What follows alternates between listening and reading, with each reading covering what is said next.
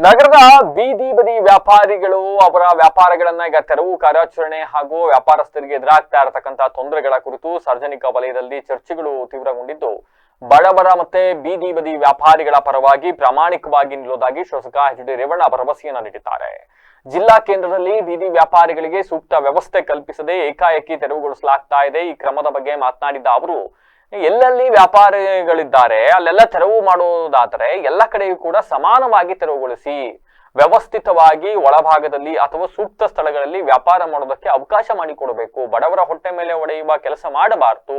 ಜಿಲ್ಲೆಯ ಬೀದಿ ವ್ಯಾಪಾರಿಗಳು ಹಾಗೂ ಬಡವರ ಪರವಾಗಿ ನಾವು ಸದಾ ಜೊತೆಗಿದ್ದು ಸಮಸ್ಯೆಗೆ ಶಾಶ್ವತ ಪರಿಹಾರ ಕಲ್ಪಿಸಲು ಸರ್ಕಾರದ ಮಟ್ಟದಲ್ಲೂ ಕೂಡ ಧ್ವನಿ ಎತ್ತುವುದಾಗಿ ತಿಳಿಸಿದ್ರಲ್ಲದೆ, ತುರ್ತಾಗಿ ಬೆಂಗಳೂರಿನಲ್ಲಿ ಸಭೆಗಳು ಇರುವ ಕಾರಣ ಅಲ್ಲಿಯ ಪ್ರವಾಸ ಮುಗಿದ ಕೂಡಲೇ ಮರಳಿ ಬಂದು ವ್ಯಾಪಾರಿಗಳ ಪ್ರತಿನಿಧಿಗಳೊಂದಿಗೆ ಚರ್ಚಿಸಿ ಜಿಲ್ಲಾಧಿಕಾರಿಗಳು ಹಾಗೂ ಸಂಬಂಧಪಟ್ಟ ಅಧಿಕಾರಿಗಳ ಗಮನಕ್ಕೆ ತಂದು ಸೂಕ್ತ ನ್ಯಾಯ ಒದಗಿಸುವ ಭರವಸೆಯನ್ನ ನೀಡಿದ್ರು. ಬೀದಿ ಬದಿ ವ್ಯಾಪಾರಿಗಳ ವಿಚಾರಕ್ಕೆ ಬಂದ್ರೆ, ಆಗ್ಲೇ ಹೇಳ್ತಾ ಇದ್ರಿ, ಬೀದಿ ಬದಿ ವ್ಯಾಪಾರಸ್ಥರುಗಳನ್ನ ತೆರವು ಮಾಡಲಾಗ್ತಾ ಇದೆ. ಇದು ಸುಪ್ರೀಂ ಕೋರ್ಟ್ ಆದೇಶ. ಇದು ರೇವಣ್ಣ ಅವರಲ್ಲ, ಮತ್ತೊಬ್ರಲ್ಲ, ಇನ್ನೊಬ್ರಲ್ಲ, ಯಾರು ಹೇಳಿದ್ರು ಕೂಡ ಈ ಸಮಸ್ಯೆಯನ್ನ ಬಗೆಹರಿಸೋಕ್ಕಾಗೋದಿಲ್ಲ. ಪಾದಚಾರಿ ರಸ್ತೆಯಲ್ಲಿ ನೀವು ಫುಡ್ ಸ್ಟಾಲ್ ಮತ್ತೊಂದು ಇನ್ನೊಂದು ಹಾಕೊಳ್ಳಕ್ಕಾಗೋದಿಲ್ಲ. ಹಾಗಾಗಿ ಅದನ್ನ ತೆರವುಗೊಳಿಸ್ತಾ ಇದ್ದಾರೆ. ಅದೊಂದು ಪಾರ್ಟ್. ಆಲ್ಟರ್ನೇಟ್ ಏನ್ ಮಾಡಬಹುದು ಅನ್ನೋದನ್ನ ನೋಡ್ಬೇಕು ಅಂತಕ್ಕಂಥದ್ದು ರೇವಣ್ಣ ಅವ್ರದ್ದು. ಈಗ ಫುಟ್ಪಾತ್ ಅಲ್ಲಿ ನೀವು ಹಾಕಿದ್ರೆ ತಪ್ಪು ಅನ್ನೋದಾದ್ರೆ ಅವ್ರಿಗೊಂದು ಆಲ್ಟರ್ನೇಟ್ ವ್ಯವಸ್ಥೆ ಮಾಡ್ಕೊಡಿ ವ್ಯಾಪಾರಸ್ಥರಿಗೆ. ನೀವು ಕಾನೂನ್ನೇ ಎಲ್ಲ ಕಡೆ ಪಾಲಿಸ್ತೀವಿ ಅಂತ ಹೊರಡೋದಾದ್ರೆ, ಇವತ್ತು ಹಾಸನದಲ್ಲಿ MG ರಸ್ತೆಯಲ್ಲಿ ಫುಡ್ ಕೋರ್ಟ್ ನಿರ್ಮಾಣ ಮಾಡಿದ್ದೀರಿ. ಎಲ್ಲಿ ನಿರ್ಮಾಣ ಮಾಡಿದ್ದೀರಿ? ಫುಟ್ಪಾತ್ ಮೇಲೆ ಫುಡ್ ಕೋರ್ಟ್ ನಿರ್ಮಾಣ ಆಗಿದೆ.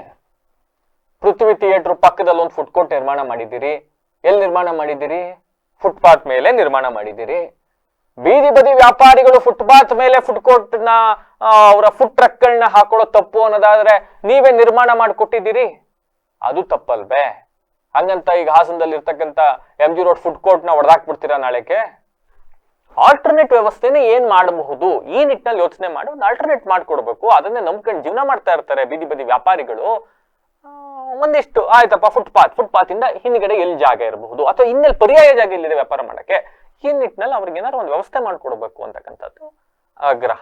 ಈ ನಿಟ್ಟಿನಲ್ಲಿ ಜನಪ್ರತಿನಿಧಿಗಳು ಕೂಡ ಸುಪ್ರೀಂ ಕೋರ್ಟ್ ಆರ್ಡರ್ ನಾವೇನು ಮಾಡಕ್ಕಾಗಲ್ಲ ಅಂತ ಕೈ ಕಟ್ಕೊಂಡು ಕೂಡದಲ್ಲೇ ಬೀದಿ ಬದಿ ವ್ಯಾಪಾರಿಗಳ ಪರವಾಗಿ ನಿಲ್ಲಬೇಕು. ಆಲ್ಟರ್ನೇಟ್ ವ್ಯವಸ್ಥೆ ಏನ್ ಮಾಡ್ಕೊಡ್ಬಹುದು ನೋಡ್ಬೇಕು.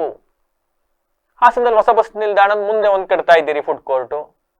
ಯಾವ್ದು ಬೇಡ್ರಪ್ಪ, ಈ ನಂದಿನಿ ಪಾರ್ಲರ್ಗಳು ಎಲ್ಲವೂ ಕೂಡ ಫುಟ್ಪಾತ್ ಮೇಲೆ ಇರ್ತಾವಪ್ಪ. ಒಬ್ರಿಗೊಂದು ಕಾನೂನು ಯಾಕ್ರಿ?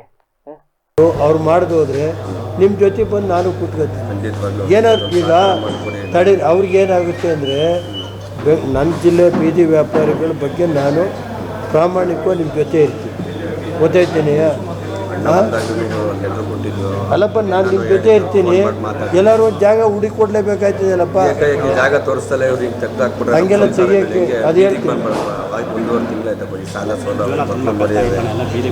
ಆಯ್ತು ಒತ್ತಡ. ಇವತ್ತು ನೀವು ಬೆಳಗ್ಗಿಂದ ಒಂದು 100 ರೂಪಾಯಿ ಎಲ್ಲೋ RTCC ಬ್ಯಾಂಕ್ ಮುಂದ್ಗಡೆ ನಿಂತ್ಕೊತೀರಿ, ಸೌತೆಕಾಯಿ ಇಟ್ಕೊಂಡವ್ರೆ. ಮಾರ್ಕೆಟ್ ಏನು ತೊಂದರೆ? ಅಲ್ಲೇ ಮೋಟರ್ ಸೈಕಲ್ ಹೋಗ್ತೇವೆ.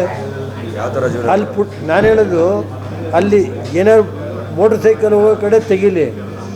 ಈ DCC ಬ್ಯಾಂಕ್ ಐತೆ, ಅದ್ರ ಮುಂದ್ಗಡೆ ಐತೆ. ಮುಂದ್ಗಡೆ ಅಲ್ಲ ಯಾವ ಮೋಟರ್ ಸೈಕಲ್ ಹೋಗ್ತೇವ ಎಲ್ಲ ಕಡೆ ತೆಗಿದೆ. ಅಲ್ಲಿ ಎಲ್ಲೆಲ್ಲಿದೆ ಅಲ್ಲೆಲ್ಲಿ ತೆಗಿತಾರೆ, ಅಲ್ಲೆಲ್ಲ ಬಿಟ್ಟವ್ರೆ. ಎಲ್ಲ ಕಡೆ ತೆಗೆದ್ರೆ ಎಲ್ಲ ಕಡೆನೂ ತೆಗಿಲಿ. ಹಾಸನದಲ್ಲಿ ಎಲ್ಲಿದೆ ಎಲ್ಲ ಕ್ಲೀನ್ ಮಾಡಿಬಿಡ್ಲಿ. ಎಲ್ಲೂ ಕಡೆ ಕೆಲಸ ಮಾಡ್ರಿ. ಆ DC ಆಫೀಸ್ ಮುಂದ್ಗಡೆನೆ ಅದ್ರ ಒಳಗಡೆ ಕೂತ್ಕೊಬಿಡಿ. ಅಲ್ಲೇ ವ್ಯಾಪಾರಕ್ಕೆ ಅದು ಯಾರು ಬರ್ತಾರೆ ಅಲ್ಲಿ ಕೊಡೋರಿಗೆ ಅಲ್ಲಿ ಕೂತ್ಕೊಳ್ಳಿ. 20 ದಿವಸದಿಂದ ಬೆಳಿಗ್ಗೆ ಬನ್ನಿ. DC ಆಫೀಸ್ ಒಳಗಡೆ ನಾನೇ ಬರ್ತೀನಿ. DC ಆಫೀಸ್ ಇನ್ಮೇಲೆ ನೋಡಪ್ಪ, ನಾವೇನು ಬೇಕೋ ನಾವು ಸರ್ಕಾರಕ್ಕೆ ಏನು ಬೇಕೋ ಮಾಡಲಿ, ಒಳ್ಳೆ ಕೆಲಸ ಮಾಡಲಿ. 2 ವರ್ಷ ಇಲ್ದವ್ರು ಮುಂದಕ್ಕೆ ಅವರೇ ಬದುಕೊಳ್ಳಿ, ನಂದೇನು ಅಭ್ಯಂತರ ಇಲ್ಲ. ನಮಗೆ ಬೇಕಾಗಿರೋ ಬಡವ್ರ ಮೇಲೆ ಹೊಟ್ಟೆ ಹೊಡೆಯೋದಾದರೆ ಇದು ಜಿಲ್ಲಾಧಿಕಾರಿಗಳು ನೇರವಾಗಿ ಹೇಳ್ತೀನಿ, ಈ ಥರ ಎಲ್ಲ ನೀವು ಮಾಡೋದಾದರೆ ನಾವು ಅದೇನು ಬೇಕೋ ಈ ಜಿಲ್ಲೆಯ ರೈತರ ಪರವಾಗಿ ಬಡವ್ರ ಪರವಾಗಿ ಇದು ನಿಮ್ಮನ್ನ ಕೇಳ್ತೀವಿ, ಕೇಳೇ ಮಾಡ್ತೀವಿ. ಪರವಾಗಿ ಯಾರಿಲ್ಲ ಈಗ, ಅದಕ್ಕೆ ನಾವು ಮಾಡ್ತೀವಿ. ನಾವೇನು ಇಲ್ಲಿವರೆಗೆ ಏನಾದ್ರು ಮಾಡಿದ್ವೇನೆಯ? ಅವತ್ತು ತಡೆಯ ಜೀವನ ಮಾಡೋಕೆ ಅವಕಾಶ ಮಾಡಿ ಬಡವ್ರ ಬಗ್ಗರಿಗೆ. ಅವತ್ತು ನಾನೇ ಸ್ಲಮ್ ಬೋರ್ಡ್ ಮಿನಿಸ್ಟರ್ ಇದ್ದಾಗ 2000 ಮನೆ ಕೊಡ್ತೀವಿ. ಆ ಗುಜರಿ